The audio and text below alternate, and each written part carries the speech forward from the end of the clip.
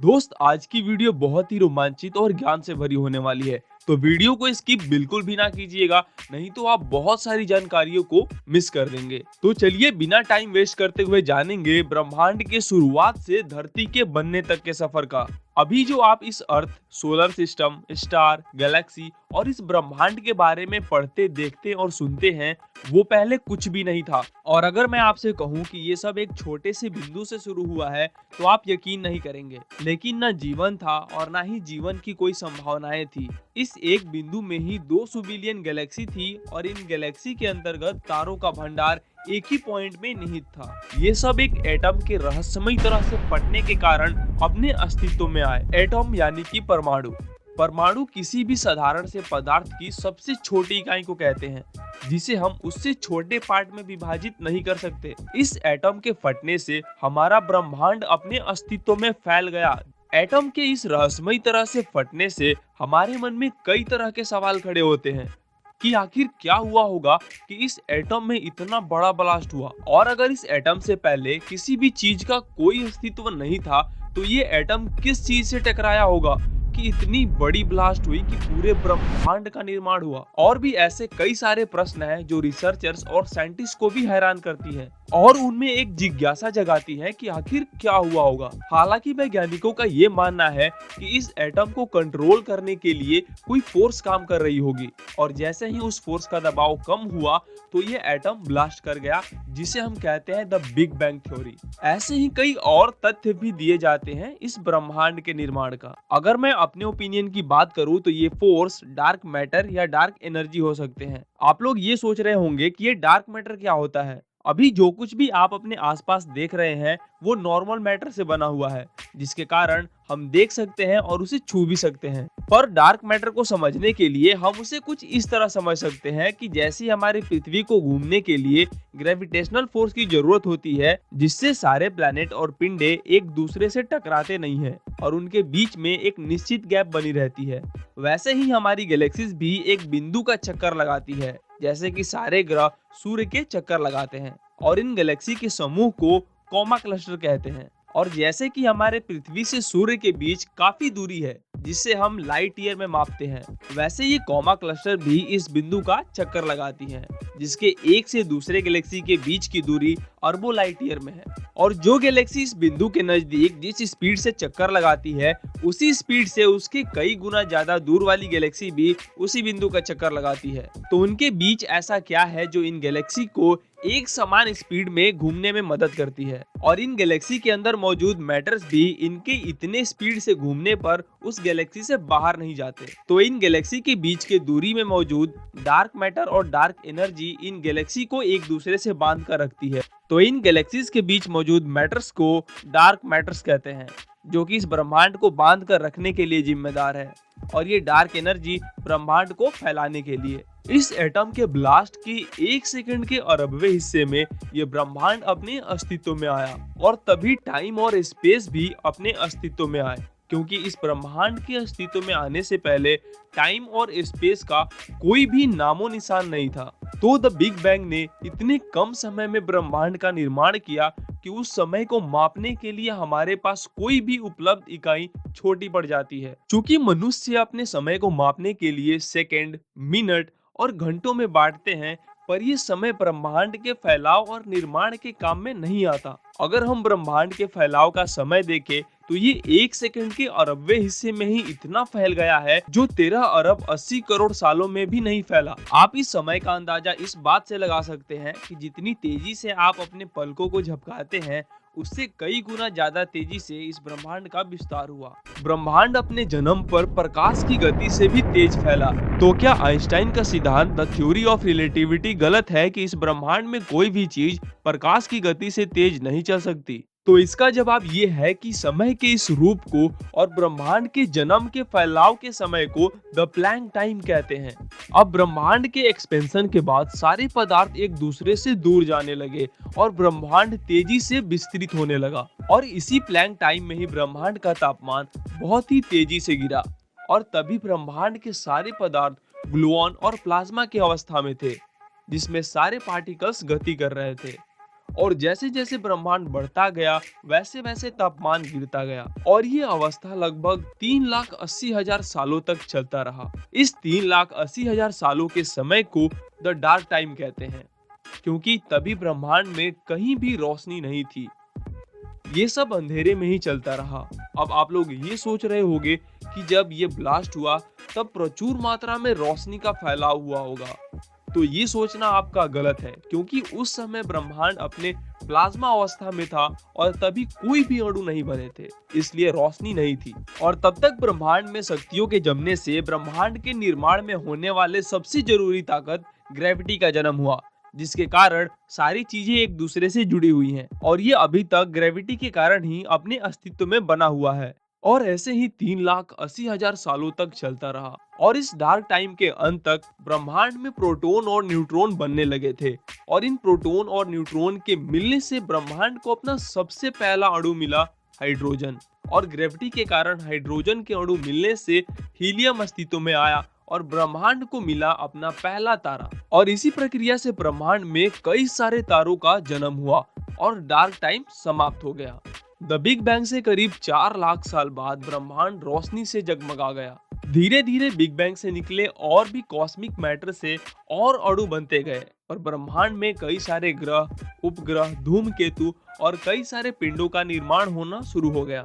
ऐसे करीब 8 अरब सालों तक इस ब्रह्मांड में प्रलय और निर्माण का सिलसिला लगातार चलता रहा और करीब 4.5 मिलियन साल पहले एक नेबुला के बिखरने से हमारे सोलर सिस्टम का निर्माण हुआ, जिसमें हमारी पृथ्वी भी शामिल थी। निहारिका अंतरतारकीय माध्यम में स्थित ऐसे अंतरतारकीय बादल को कहते हैं जिसमें धूल, हाइड्रोजन गैस, हीलियम गैस और अन्य आयनीकृत प्लाज्मा गैस उपस्थित हो। पुराने जमाने में निहारिका खगोल में दिखने वाली किसी भी विस्तृत वस्तु को कहते थे। निहारिकाएं वो जगह है जिसमें धूल, helium gas, hydrogen gas, plasma तत्व और अन्य सामग्री मिलकर तारों, ग्रह और विभिन्न पिंडों का निर्माण करते हैं। नेबुला के बिखरने से हमारे सोलर सिस्टम का तो निर्माण हो गया था, जिसमें हमारी पृथ्वी भी शामिल थी, पर पृथ्वी पर जीवन पनपना अभी भी बाकी था।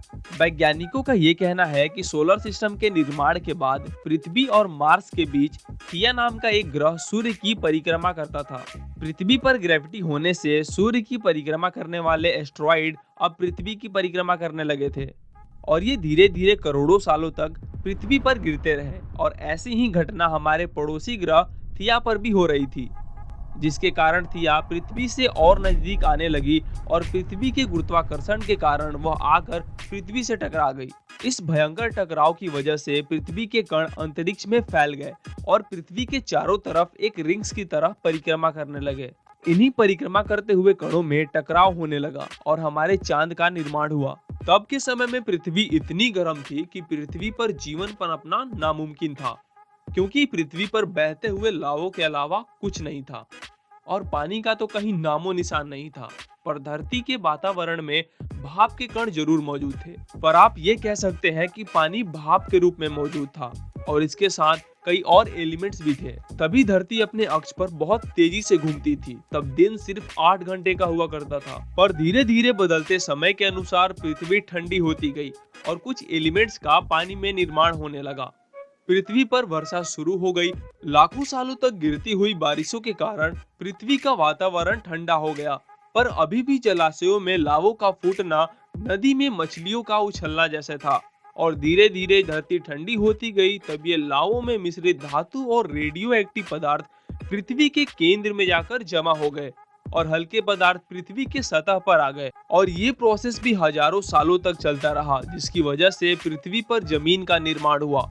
और इसी बीच जमे पानी में हाइड्रोजन, कार्बन डाइऑक्साइड, नाइट्रोजन और अन्य पदार्थ से मिलकर सूक्ष्म जीवों का निर्माण हुआ, जिससे मिले धरती को एक कोशिकीय जीव। और इनसे और भी सूक्ष्म जीवों का निर्माण हुआ जो पानी में उपलब्ध मिनरल्स को खाकर ऑक्सीजन छोड़ते थे। और इन माइक्रोबैक्टीरिया की वजह से वातावरण में ऑक्सीजन की मात्रा बढ़ गई और ऑक्सीजन की मात्रा बढ़ने से पृथ्वी का वायुमंडल का निर्माण हुआ और ये सूक्ष्म जीव वातावरण में ऑक्सीजन के बढ़ने से मरने लगे। ऑक्सीजन बढ़ने के कारण पृथ्वी का वातावरण ठंडा होने लगा था। तभी हवा और जमीन में मौजूद आयरन से ऑक्सीजन रिएक्ट करने लगा और एक समय ऐसा आया कि पूरी पृथ्वी लाल हो गई। समय के बीतने के साथ साथ धरती के टेक्टोनिक प्लेट्स में दरार होने लगा और जमीन के अंदर का लावा बाहर आ गया और ये कई सालों तक लावा खुला उबलता रहा और इसी कारण पृथ्वी में CO2 की मात्रा काफी बढ़ गई और एसिड की वर्षा शुरू हो गई। एसिड रेन की वजह से धरती का तापमान घटने लगा और इतना घटा कि पृथ्वी पे मौजूद पानी बर्फ में बदल गया और पूरी पृथ्वी बर्फ से ढक गई, जिसे हम आइस एज कहते हैं। आमतौर पर सूरज की किरणें जब धरती पर पड़ती है तो धरती उसे सोख लेती है, पर जब धरती पूरी तरह से बर्फ से ढकी हुई थी, क्योंकि बर्फ सफेद और चमकीली होती है, तो सूरज की किरणें धरती पर गिरने के बाद वापस चली जाती थी और इसी वजह से धरती हजारों सालों तक बर्फ से ढकी रही। मगर फिर गर्मी धरती के अंदर से ज्वालामुखी के रूप में निकलने लगी और गर्मी ने बर्फ को पिघलाना शुरू कर दिया। इस बीच धरती के गहराई में बचे कुछ सूक्ष्म जीव बदल रहे थे और ऑक्सीजन का यूज अपने शरीर को बढ़ाने और जटिल बनाने के लिए इस्तेमाल कर रहे थे। साथ ही इसी बीच समुद्र में पौधे भी उगना शुरू हो चुके थे। ऐसे ही बर्फ पिघलती और एसिड की वर्षा होती, सिलसिला हजारों सालों तक चलता रहा और समुद्री जीव वातावरण के हिसाब से विकसित होते गए और धीरे धीरे ऑक्सीजन की मात्रा बढ़ने लगी। धरती पर भी पौधे उगने लगे और समुद्री जीव समुद्र से बाहर निकलकर समय के हिसाब से जमीनी जानवर में परिवर्तित होने लगे और ये धीरे धीरे डायनासोर्स में परिवर्तित हो गए और इन्होंने करीब 20 से 30 करोड़ सालों तक इस पृथ्वी पर राज किया। और आज से करीब 6.5 करोड़ साल पहले माउंट एवरेस्ट से भी बड़ा उल्कापिंड धरती से टकरा गया और इसकी टकराव इतनी भयानक थी कि हम उसे आज के 10 करोड़ परमाणु बम एक साथ फटने के बराबर कह सकते हैं। जहां ये उल्कापिंड गिरा, वहां के जानवर भाप बनकर उड़ गए और पूरे वातावरण में धूल और हानिकारक गैसें फैल गईं। डायनासोर्स घुटन और भुखमरी से पूरी तरह विलुप्त हो गए। वातावरण में धूल और हानिकारक गैसों के फैलने से पूरी पृथ्वी पर अंधेरा छा गया।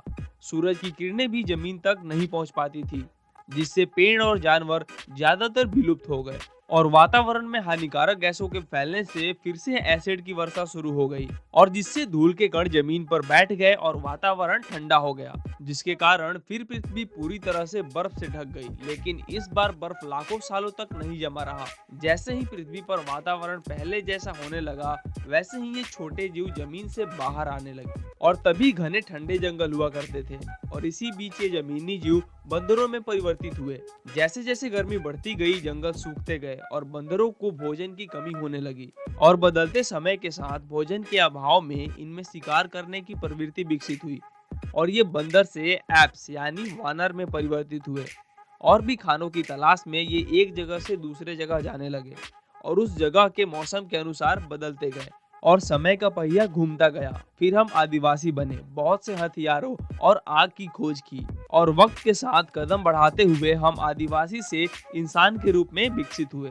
आज हमारे ब्रह्मांड को अस्तित्व में आए लगभग 13.5 अरब सालों से भी ज्यादा हो गया है, पर ब्रह्मांड अभी भी अपने अस्तित्व को फैलाए जा रहा है। एक अनुमान के अनुसार अभी हमारे ब्रह्मांड में करीब 200 बिलियन से भी ज्यादा गैलेक्सी हैं और मौजूद तारों और उनके आसपास चक्कर लगाते ग्रहों की तो कोई सीमा ही नहीं है। पर कुछ वैज्ञानिक रिसर्चर्स के अनुसार सिर्फ हमारे पृथ्वी पर ही नहीं, बल्कि इस यूनिवर्स में किसी न किसी गैलेक्सी या प्रत्येक गैलेक्सी पर जीवन मौजूद हो सकता है और हो सकता है कि इनमें से कई जगहों पर हमसे निम्न कोटि के जीव मौजूद हो या जीवन हमसे भी सूक्ष्म हो सकता है, या ये भी हो सकता है कि वे जीव हमसे कई गुना ज्यादा ताकतवर व विकसित होंगे और वे अपनी जीविका के लिए हमारी तरह अन्य पर ना निर्भर होकर किसी और चीज पर निर्भर हो सकते हैं। ये भी हो सकता है कि वे सांस भी ना लेते हो, या ये भी हो सकता है कि वो ऑक्सीजन की जगह किसी और गैस पर जीवित हो। इस विशाल ब्रह्मांड में कोई जगह तो ऐसा होगा जहां जीवन मौजूद होगा, पर हम ये पक्के तौर पर कह सकते हैं कि हम इस पृथ्वी पर अकेले नहीं। किसी भी फॉर्म में जीवन का अस्तित्व निश्चित है। ब्रह्मांड के जन्म से लेकर अब तक कहीं न कहीं और जीवन की उत्पत्ति हुई होगी और अंत भी हुआ होगा, या अभी भी जब आप और हम बात कर रहे हैं तो जीवन पनप रहा होगा और आगे भी ये प्रक्रिया जारी रहेगी, क्योंकि इस ब्रह्मांड में कोई भी वस्तु स्थिर नहीं है। जो बना है उसे नष्ट होना ही होता है, क्योंकि हर एक चीज का एक समय होता है, किसी का थोड़ा तो किसी का अति लंबा। पर यह बात निश्चित जरूर है कि ब्रह्मांड के हर एक वस्तु का अंत है और स्वयं ब्रह्मांड का भी। लेकिन इससे सब कुछ खत्म नहीं हो जाएगा, क्योंकि अंत के बाद एक नई शुरुआत होती है। और इस प्रलय और निर्माण का कार्य चलते रहता है। अब इतनी सारी कल्पनाओं के बाद ये कल्पना भी कर ही सकते हैं कि हम इस पृथ्वी पर पहले जीवित प्राणी नहीं हो सकते, क्योंकि इस प्रलय और निर्माण के पहिए से इतना तो जरूर समझ आता है कि जैसे हम इस पृथ्वी पर रह रहे हैं, वैसे ही हो सकता है कि हमसे पहले इस पृथ्वी पर कोई और अन्य जीव रहते होंगे। फिर ये प्रलय और निर्माण के पहिए घूमने से हम मनुष्य इस पृथ्वी पर आए। तो उम्मीद है आपको इस ब्रह्मांड के सफर में बहुत मजा आया होगा, और इस बारे में आप क्या विचार रखते हैं अपने अनुभव से मुझे कमेंट करके जरूर बताइएगा। अगर आपको वीडियो पसंद आई हो तो वीडियो को लाइक और चैनल को सब्सक्राइब जरूर कर लीजिएगा। तो मिलते हैं आपसे एक और नई वीडियो के किसी नए टॉपिक पर, तब तक के लिए जय हिंद।